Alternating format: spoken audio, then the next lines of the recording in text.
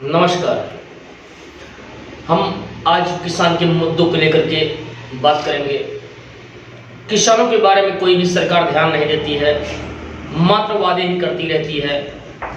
आज ऐसे ही किसानों के मुद्दों को लेकर के अंबेडकर नगर जनपद के तेज तर्रार पूर्व मंत्री से वार्ता किया गया, तो उनके द्वारा किसानों के मुद्दे पर बात करने से इनकार कर दिया गया। आखिर क्यों? कटेहरी विधानसभा के विधायक लालजी वर्मा से आज अलमपुर गांव में जिसान अहमद के स्वागत समारोह में वह युवक जो गोल्ड मेडल जीता, उसके स्वागत समारोह में आए हुए थे। तो I-24 की टीम के द्वारा जाकर के जब माननीय मंत्री जी से किसानों के बारे में पूछा गया, तो उनके द्वारा साफ इनकार कर दिया जाता कि हम कुछ नहीं कह पाएंगे। आखिर क्यों?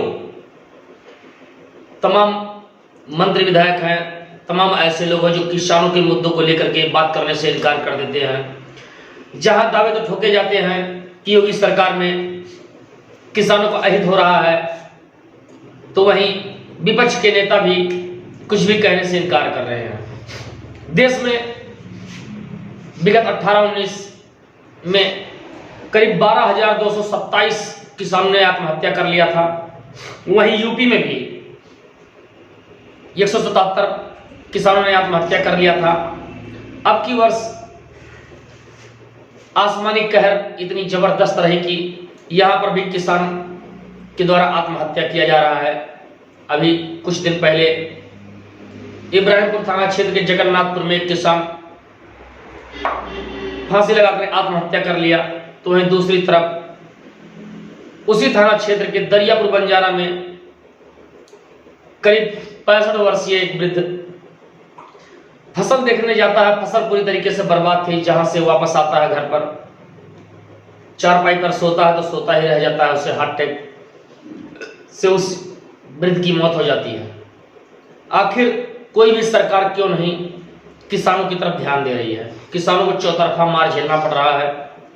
जहां एक तरफ की भारी बारिश के कारण किसान की पूरी फसलें बर्बाद हो गई, तो वहीं दूसरी तरफ बिजली के बढ़ते दाम, बिजली की समस्या, रात्रि में बिजली ना रहना किसानों के लिए काफी समस्या उत्पन्न कर रही है।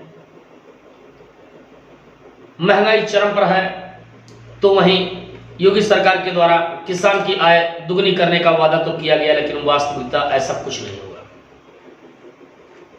आपको बता दें, जहां योगी सरकार के द्वारा 76 करोड़ रुपए बड़े लोगों को 76,000 करोड़ रुपए माफ कर दिया जाता है, तो वहीं 35,000 रुपए किसानों को माफ नहीं किया गया है। उक्त बातें अखिल भारतीय कांग्रेस कमेटी की महाराष्ट्र सचिव प्रियंका गांधी के द्वारा भी कहा गया था। यह वास्तविकता है। योगी सरकार में किसानों को कर्ज तो माफ नहीं किया जा रहा, लेकिन हाँ इतना जरूर है कि अवैध रूप से बंद स्लॉटर हाउसों की वजह से जो आवारा पशु घूम रहे हैं, जिनके लिए कान्हा पशु आश्रय केंद्र का भी व्यवस्था किया गया, जो मात्र भ्रष्टाचार फैला रहा है। किसी भी कान्हा केंद्र में चले जाइए, वहां पर आप देखने को मिलेगा आपको कि वहां पर मात्र कुछ ही जानवर बांधे गए हैं और दिखाया जा रहा रजिस्टर में संख्या नहीं, सैकड़ों में नहीं हजारों में। जहां उनकी संख्या स्लॉटर हाउस में मात्र दर्जनों में गिना जा सकता है, तो वहीं पर पैसा लेने के लिए, धर्म उगाही करने के लिए वो सैकड़ों में नहीं हजारों की तादाद में रजिस्टर में कार्रवाई तो की जाती है, दर्ज तो किया जाता है, लेकिन वास्तविकता यही है कि ये सब फॉलो नहीं होता है। योगी सरकार के द्वारा जहां सरकार बनते ही अवैध स्लॉटर हाउस पर रोक लगा दिया गया, तो वहीं जानवरों के इतने ज्यादा जानवर, छोटा जानवर हो गए कि पूरी फसलें बर्बाद हो जा रही हैं। जहां किसानों को एक तरफ फसलें बर्बाद होने का डर सता रहा, तो वहीं दूसरी तरफ आसमानी कहर ने भी कयामत ढा दी। देखते ही देखते सभी फसलें धाराशायी हो गई। आखिर मजबूर होकर किसान आत्महत्या कर रहे हैं। इस तरफ ध्यान नहीं दे रही सरकार। अभी कुछ दिन पूर्व योगी सरकार के द्वारा बताया गया कि 145,000 करोड़ रुपया गन्ना किसानों को दे दिया गया है। सभी किसान तो गन्ना नहीं बोते हैं। क्या गन्ना किसानों का पेमेंट दे करके योगी सरकार ये साबित करना चाहती है कि अन्य किसानों को भी उनके घरों में भी पैसा पहुंच गया है? तमाम ऐसे किसान हैं जिनके पास गन्ना नहीं है, उनके पास आज जीविका का जो साधन था, धान पूरी तरीके से नष्ट हो गया है और रबी की फसल बुआई के लिए वह क्या करें।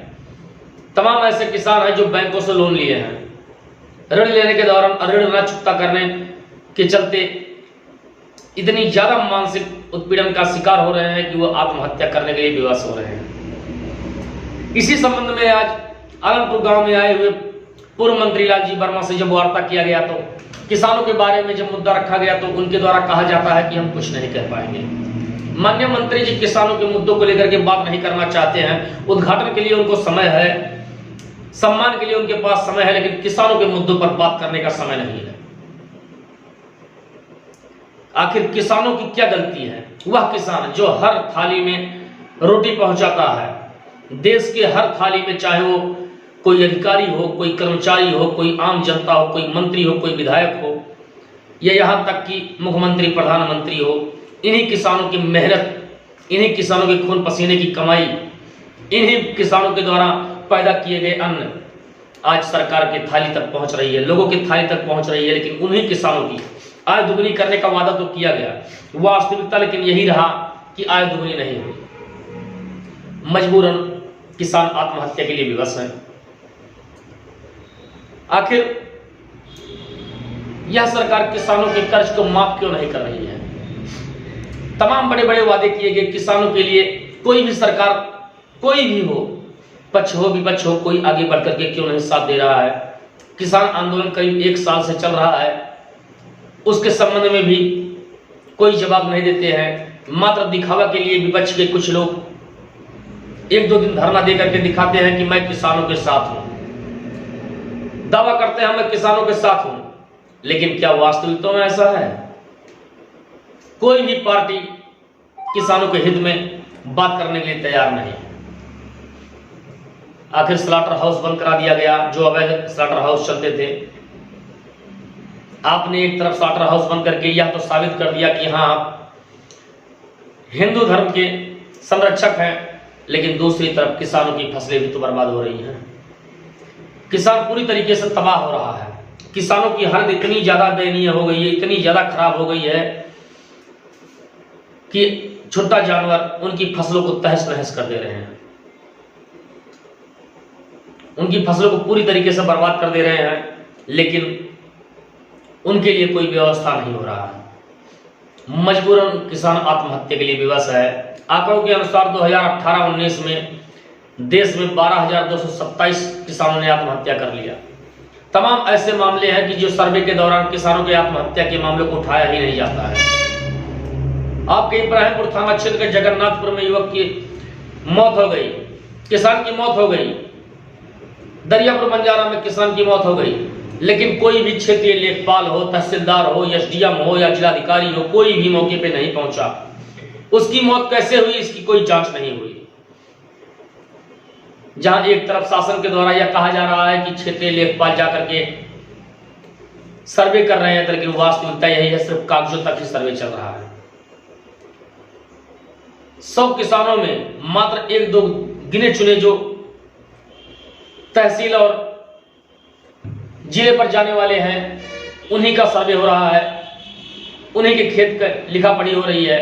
अन्य छोटे किसानों के लिए कोई व्यवस्था नहीं है। क्षेत्रीय लेखपाल को तो यहां तक मौका नहीं है कि वह किसानों की समस्या के बारे में 2 मिनट सुन लें। आज हम लोग आ रहे थे, एक क्षेत्रीय लेखपाल आशीष वर्मा से मुलाकात हुई। इस दौरान उनसे वार्ता किया जाता है किसानों के संबंध में कि क्या सर्वे किया गया, तो उनके द्वारा बताया जाता है कि आप हमारे अधिकारी नहीं हो, हम आपको क्यों जवाब दें।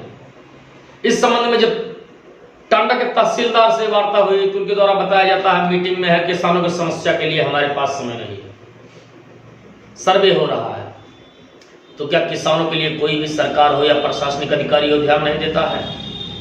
किसानों की समस्या इतनी ज्यादा उत्पन्न हो रही है, आए दिन इतनी ज्यादा समस्या हो रही है कि वो आत्महत्या के लिए विवश है। एक बात जरूर कहना चाहेंगे, कोई मंत्री हो, विधायक हो, इन्हीं किसानों के द्वारा मेहनत खून पसीने की उनकी कमाई जो कौड़ियों के भाव में खरीद कर करोड़पति अरबपति बन रहे हैं, उनकी थाली तक रोटी किसान ही पहुंचाता है, लेकिन ऐसे किसान के लिए 1 मिनट का भी समय नहीं है। आखिर ऐसा क्यों? आखिर कोई भी प्रशासनिक अधिकारी हो या मंत्री हो, क्यों किसानों के लिए ध्यान नहीं दे रहा है? एक तरफ तो जहां किसान चंद पैसे में अपने फसल को बेचने के लिए मजबूर है, तो वही प्रशासनिक अधिकारी और सरकार के द्वारा दावे किए जाते हैं कि किसान तो अमीर हो गया है। किसान इतना ज्यादा अमीर हो गया है कि उसके खेत में पानी के लिए 100 रुपये डीजल तक पहुंच गया है, शतक मार रहा है। डीजल ले जाकर के कैसे खेत की सिंचाई करे? बिजली इतनी ज्यादा चरम पे है, करीब 700-800 रुपये महीने जा रहा है बिल, उसके बारे में क्या करें?